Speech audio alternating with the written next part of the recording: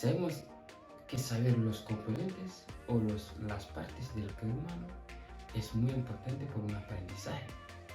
Entonces, hoy en este vídeo veremos las partes del cuerpo del ser humano.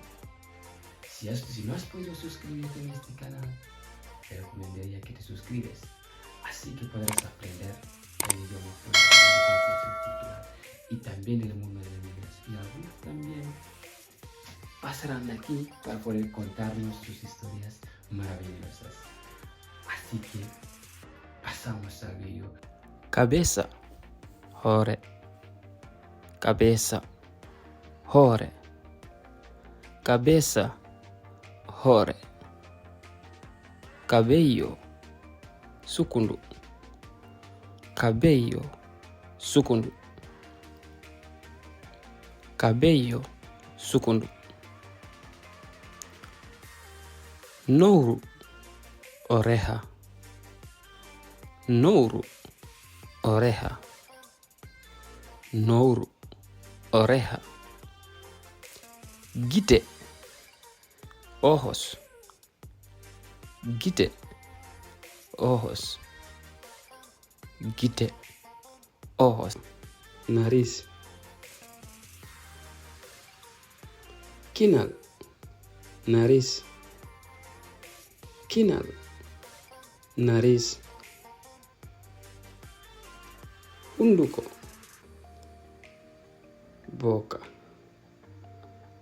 Hunduko, boca. Hunduko, boca. Dande, cuello. Dande, cuello. Dande, cuello. Dande, cuello. Balbe, hombros. Balbe, hombros. Balbe, hombros. Jungo, mano.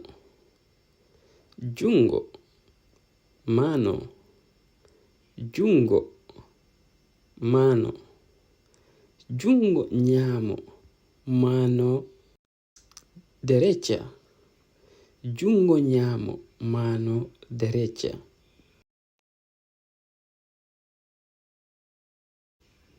Jungo nano, mano izquierda. Jungo nano, mano izquierda. Jungo nano, mano izquierda. Pernde, corazón. Pernde, corazón. Pernde, corazón. Redu, barriga. Redu, barriga. Redu, barriga.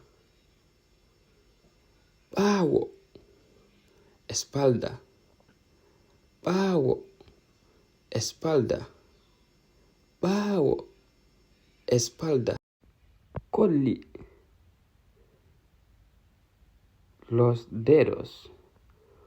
Colli, los dedos. Colli, los dedos. Coingal, pierna.